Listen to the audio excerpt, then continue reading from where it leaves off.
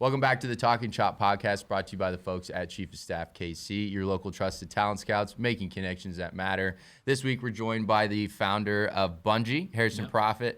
Unfortunately, his partner, Ben, came down with COVID down in Tampa recently, so he's unable to join us. But Harrison, appreciate you being here, even though you are a Broncos fan. Yeah, that's right. So we will have a fun episode kind of talking about this upcoming game in Denver. But Harrison, how was your New Year's? You got big plans for 2022?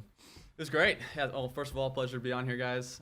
Hear a lot about your guys' podcast, and it seems like you're growing it, so kudos to you. But New Year's has been great. It's a little slow, as I mentioned. Yeah. Our business right now is focused with a lot of contractors, and so it's been a little slow for end of quarter, start of the new year, which is good, though. It allows us to kind of focus on strategy and really getting ramped up for 2022. Nice. Sure, good deal, man. Oh yeah. Well, the Chiefs kind of shot out of a cannon to start the first half of that game against the Bengals, but their aggressiveness really did come back to bite them in the second half, especially with some highly questionable calls there towards the end of the game. But we're on to Denver. It was a tough loss, but we're still in the hunt for the number 1 seed. And we'll get into our preview of that game coming up here shortly. But first, we're bringing you our position of the week, brought to you by Chief of Staff KC. Again, your local trusted talent scouts. We're a recruiting firm in Brookside, and we'll bring you the best admin, marketing, accounting, and finance, HR, ops, and sales talent that KC has to offer. So what do we got this week, Lucas? Yeah, so a couple of unique ones. As always, I'm going to pitch the accounting and finance ones first, right? So director of tax for a hospitality entertainment company. It's 100% remote. It's a $200K plus package. It's very lucrative. They'd like to see public accounting, in the beginning of your career, and then have had at least 5 to 10 years of just some corporate tax experience. A very high level position. A lot of unique perks. You get free ski slopes and all of those other things that come with it, right? And then another one we have is this is more unique. It's like part of the American Sign Language community. They're looking for a controller that has some accounting and finance experience that also comes from the ASL community. So very unique search, right? But if you know of anyone or even involved in that community, we'd love to hear, from you. And then as always, our sales operations, human resources divisions are kicking it also. Yeah, we got a couple construction-oriented positions. One's a superintendent and one's an assistant project manager. So yeah, if you're in that type of industry, looking to become a project manager or looking to, lead some really cool projects this year as a superintendent, let us know. Yep. But again, those are your positions of the week, brought to you by Chief of Staff.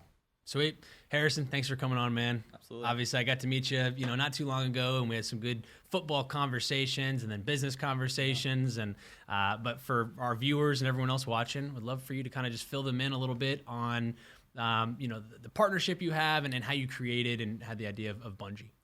Yeah, so Bungii in a nutshell, very simply put, is Uber for pickup trucks. I think that's the simplest way to get it out there and for people to make sense of it. It's definitely evolved since then. We're now more of a big and bulky last mile provider for retailers, simplifying their last mile space and simplifying their supply chain and really just increasing that customer experience from a delivery standpoint. So all that to say, you think Best Buy, think some of these bigger furniture companies, appliance companies, it's tough to get those appliances and 75-inch screen TVs home for the game same day. And so a lot of these major retailers are turning towards companies like us to help solve that need. And so where the story originated, Ben and I were both at K-State, go Cats, and shout out to that bowl game last week. There we go. LSU. Sweet.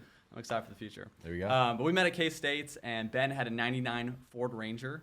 Okay. And so I think it was the summer of 2014. It was like move in and move out at K-State. And so he had 4 people, including myself, ask him, hey, you got a pickup truck? Can I borrow you for 30 minutes, an hour to help move some stuff? And so 4 people in one day. And so, Ben's a nice guy, but after that 4th request, he's like, man, there's got to be a better way to do this. And so he thought to himself, I think this was the same time Uber was just coming into Kansas City, so that was kind of on the mind. That's neat, Yeah, and so he came up to me in class. We were in advanced sales class, and he taps me on the shoulder. I was sitting right in front of him, and he goes, hey, Harrison, I had this idea last night. It's kind of like Uber, but for pickup trucks, but instead of moving people, we move people's stuff across town. What do you think?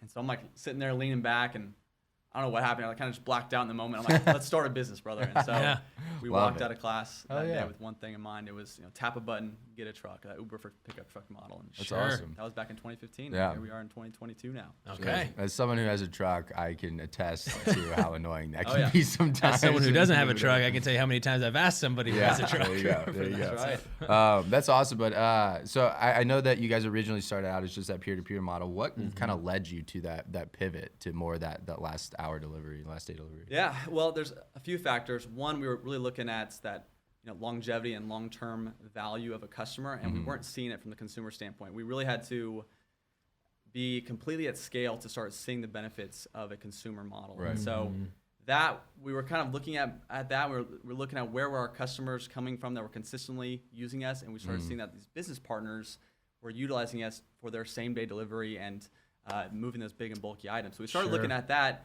and coincidentally enough, COVID hits.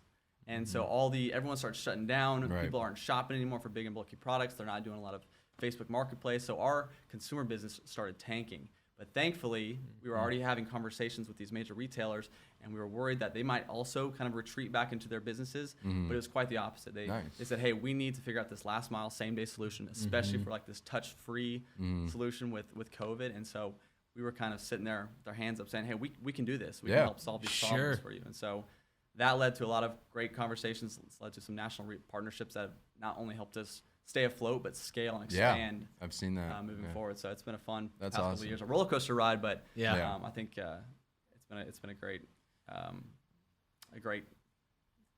ride. Here. Sure, So- sure. No, that's awesome, man. Yeah, I think it'll be really cool to look back, 5-10 years from now, not only at your company but also several others of that. COVID, even though it was a major setback, kind of led to some pivots or even new companies coming out, of the ashes of what COVID was. So congrats to you guys on that and all your expansion last year as Absolutely. well. So, Yeah, you got to be nimble. You got to be flexible in times of craziness like that. So we were very fortunate that we had processes in place and partners who are ready to take action. So Sure. Oh yeah, all right. Well, Sorry, I I was didn't waiting mean to for clunker everybody to by go to the conduits of culture. My bad. So yeah, excuse me. So at Chief of Staff, we call ourselves the conduits of culture, and we find that focusing on a long-term placement or a long-term, the culture fit, leads to a good long-term placement. Yes. Sorry. Yes. But from your experience hiring and managing at Bungii, what are your thoughts on culture? What do you guys value over there?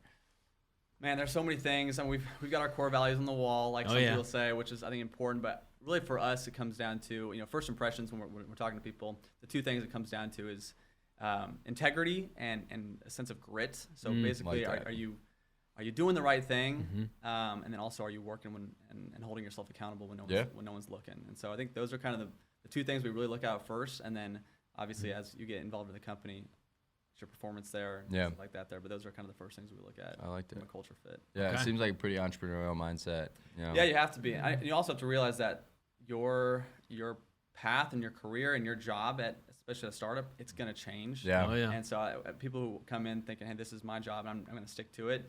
Like we got to break. Either we can't have that mentality, or we got to break that mentality earlier because you're going to wear a bunch of different hats. Not only at Bungii, but most startups. Yep. Absolutely. We got some quick hitter questions for you here. It's do a it. little fast segment, but we'll start with the first down. So, recent bit of success, personally or professionally, that you've had that will lead to more. Well, as I spoke to earlier, I think that pivot to a business focus rather than consumer focus was instrumental to our success right now. It's allowed us to hit these revenue projections that a lot of our boards kind of helped us set, our team set, which is going to pave the way for the future. We're going to hopefully raise a big round at the end of this year. Sure. And it's allowed us to get to 37 cities right now. So we're in Nice. coast to coast now. So I think that focus on business was a pivotal moment for us. Yeah. And it's, Absolutely. Sounds like it. Definitely going to lead to further success. right. Hopefully, 40, 45 states by next year? Or hopefully, the big ones are California and New York. Yeah. This year we're going to focus on. Those are tricky. Is that mainly just due to regulation? It's kind of harder to get into. Or, Yeah, there's this thing called Prop 22, I believe, and it's essentially how do you comp. Yeah. I how you heard look at about comp for either an employee versus a contractor. Yeah. And so it's kind of a big gray area, and so a lot of these gig economy models are they're being brought into trials and stuff like that to figure out how are you categorizing your employees. Is it mostly due to like benefits and hours, right? Exactly. Yeah. Okay. That's what I thought. Yeah. What about a sack? So, recent setback that you've overcome and learned from. Well, I think with that business focus now, with I guess looking at the consumer focus when we were doing the app mainly, and advertising to consumers, it was really easy for us. Not easy. We worked really hard to figure out the need state of when a consumer needed us. So that's kind of a buzzword for us, need state. So you have a person like you or me say, hey, I need a truck, and what are you doing? You're either asking friends or you're going online and you're typing something in, and so we could get really scientific with showing our ads for Bungii when people were in that high need state of needing a truck. Where in businesses, it's a little bit different because we have to understand the sales process with a lot of these retailers, and you can't just plug in an algorithm or plug in an advertisement to figure out when they need us or when they're going to use us. You could create the perfect platform for them, but if you're not meeting the need state of the employees, associates, and customers all at the same time, they're not going to turn to you. Right. And so I think one thing we learned was, instead of being able to say, hey, just here's your Bungii portal now, for company, retailer, we had to go in there, really sit with them, watch them sell, figure out what their sales process was, figure out the barriers, and say, hey, why didn't you use us here? And then build a platform around that. So I think that was a challenge at first. We had these partnerships, but we weren't seeing them take off, that we weren't seeing any volume. Sure. And so getting our hands dirty in the partnership, getting out there in the field was super important. Love it. Fail forward, right? That's right. Hail Mary, big goal you're working on for the next 12 months. So, as I mentioned, California, New York, that's going to be a big one. Just getting those regulatory issues figured out. We got a big revenue goal we're chasing in 2022, Sweet. which is going to allow us to raise some big money, anywhere from hopefully 20 to 30 million this year. Nice. Wow.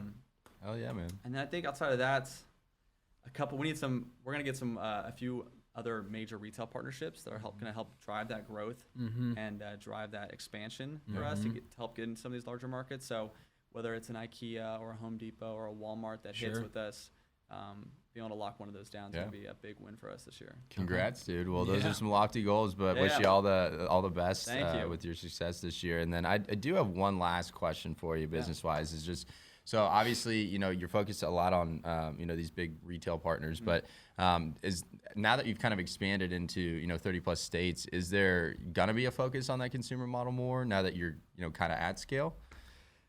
Yes. Well, no and yes. So right now, that's our focus. That's been our success model. So we're going to use that to continue to increase our footprint. But down the road, yes, we've already proven out with markets where we did do a lot of consumer advertising. There's still organic growth. So Kansas City, Atlanta, DC, Miami, we're still seeing just everyday users tell them about their friends about Bungii, and it's being shared, and we're seeing growth from just that alone. There does require an upfront cost to that marketing and advertising up front. So yes, that's going to be something we speak to in our our investment pitches, saying, hey, this is another revenue stream down the road. We just have to turn that on. But right now, we want to get at scale so we can service a lot of these national partners. Sure, so, I like that. Yeah, makes sense. We'll be coming back to it. There you go.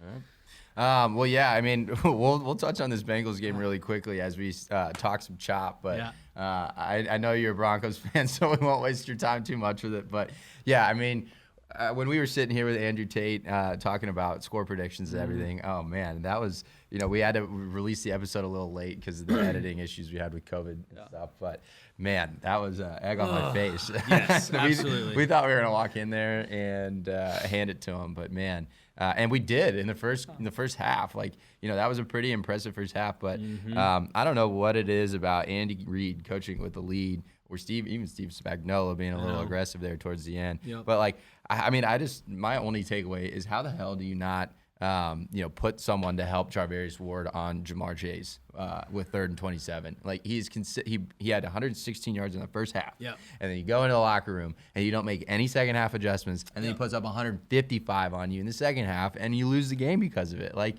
it's just, I mean, I'm glad this got out of the way now before the playoffs, so we can at least have that crap. Like, you have to give it to Jamar Chase. Like, those catches were so impressive. And they were well covered. So. He got away with a couple where he's pushed on, but the best receivers do. It reminded me a little bit of, unfortunately, the stubbornness of Bob Sutton and the Bob Sutton days, with, you mentioned, no adjustments being made.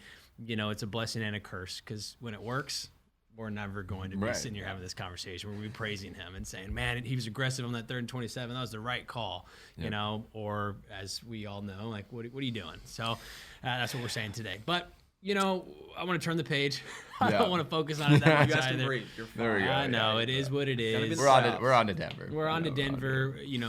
let's take care of Denver. It'll be a competitive game, I think. Still, oh, he says no. All right, Yeah. so trying to be nice, but we'll see. I just we'll be the second seed, I think, right? If we beat Denver and we go on and move forward. Well, yeah, so. who knows if Davis Mills can, pull out one for the KC boys, go but we'll Texans. see. But yeah, we kind of give the guests the first take on the game and a testament to Andy Reid. So time's yours with that. What do you, for the Bengals game? or for the Broncos game. How do you think game. that's going to play out? Oh man, well, I've come to terms that it's not our year, it's not even our decade for the Broncos. It's ever since Peyton, I feel like we're just in this constant state of trying to rebuild and find something that fits. So again, I've come to the terms with this Sunday is going to be probably an L for us, but it's going to, I think, put the nail in the coffin on Vic Fangio, which I'm okay with. I'm ready for someone new. Yeah. And I got a whole list of some of those potential candidates for the next coach. But yeah, it'll be interesting to see. We don't have Drew Lock. We don't got Teddy. That's right. They're both out. So we're playing Brett Rippon from Boise State. So it'll be interesting to see what he brings to the table. But we've already tried him before, so this is kind of a. Yeah. I was getting ready to ask because he played one game maybe or. I think he's played a few games. A couple. We had him start I think 2 or 3 years ago. Okay, fair. But yeah, I believe in our. I mean, I love our defense. Our defense is great. It's been the offense. We've got all the weapons. Javonte Williams is going to be a stud. He looks good. With Melvin Gordon following him, we've got Jerry Jeudy, Cortland Sutton. Like we've got all the weapons. Yeah. All we need is a little bit of an O-line and a quarterback. And so, I mean, even Noah Fant and the Mizzou Noah tight Fant. end too. True. He's a stud. They're awesome. So the future's bright, but yeah, I agree. It comes down to coaching and a QB. So I don't know. Is it Drew Lock has like a year or two left on his contract? I don't know what it is, but like, what are your thoughts on just your quarterback situation? Is he the guy? If not, like, are you going to bring Teddy back? Like, what do you think you're going to do? Well, I think when the new coach comes in and they bring a new staff in, I think we're probably going to risk it. And we're probably going to get another quarterback for the next draft. I think Drew's had his chances, and he's fumbled on them. And Teddy, he's just not gonna. He's not a what do you call it? A franchise quarterback. Yeah, he's not gonna get you to that next level. No. Right. Doesn't have the it, unfortunately. Yeah. So I don't know what we've had, like 12 quarterbacks since Manning, something like that, or since Tebow. It's been a little bit. It's been a lot. So. Watched Elway draft you just some interesting people. I mean, that's such a tough situation. How are you gonna fire John Elway? Like when he's well, he's moved. Yeah. He was like Is he not the GM anymore? No, he's like the president of operations, or he stepped aside. Now we've got George Patton as our new GM. So hopefully it'll make some changes. Yeah. I mean, unfortunately for you guys, I think it'll be like a come to Jesus moment for the Chiefs. We're just gonna do everything we can to end on a high note and be like, well, whatever, move forward. I think this week it will be a dominant win. Well, unfortunately, I mean, I don't think there's any room to take away anything positive from this game. It's only negative. Like, so if they come out and if the defense gives up 20-something points to, their third-string quarterback, like, it's just gonna be negatives. It's just expectations are very high, right? Yeah, so. yeah. I was gonna say something about. Remember You're good. anymore. We can just dive into score predictions. What are you thinking? Yeah, I'll remember it. But yeah, let's go ahead and jump into score predictions. What are you thinking for this game?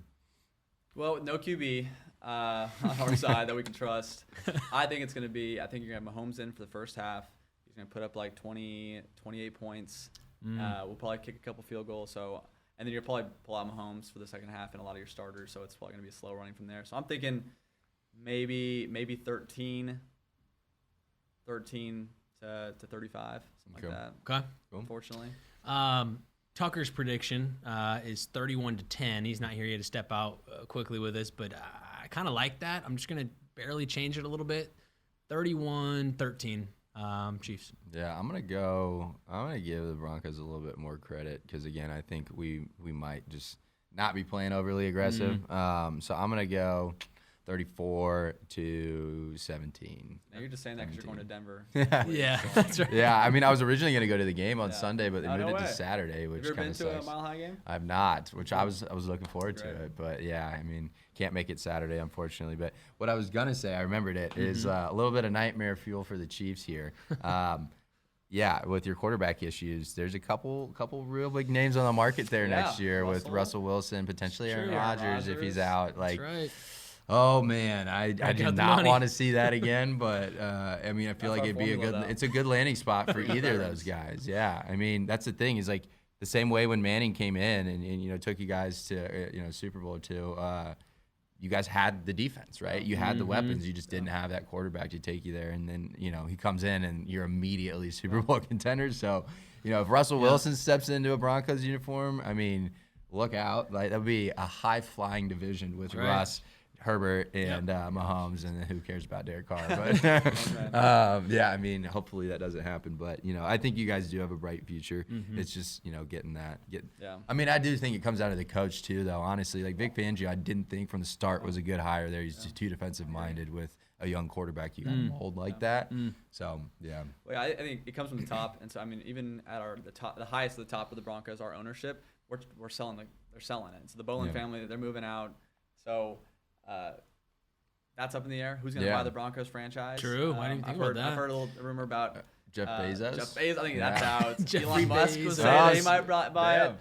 We'll put a stadium on the moon apparently. But even Peyton Manning is potentially getting some people together to purchase that. We'll see. I feel like ownership groups are going to become more and more commonplace moving forward, just because who's got like $2 billion he can put up and just purchase a team on their own. I mean, unless you're a Bezos. I was or gonna say, Musk, come on, Jeffrey, you can do it. Yeah. But yeah, I mean, best of luck to you guys moving forward again. Yeah. I think it should be a fun game.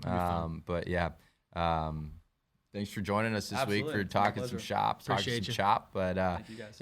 that does it for week 17. Brought to you by Chief of Staff KC. Again, if wherever you're listening on YouTube, Spotify, Apple, wherever you get your podcast, make sure to follow us along for our playoff push here. That's right. Over the next couple weeks. Hopefully we get that 1 seed, but if we don't, we'll be back for our wild card picks here moving forward. But again, Harrison, thanks so much for joining us this week, and we'll catch y'all next week as always. Go Chiefs.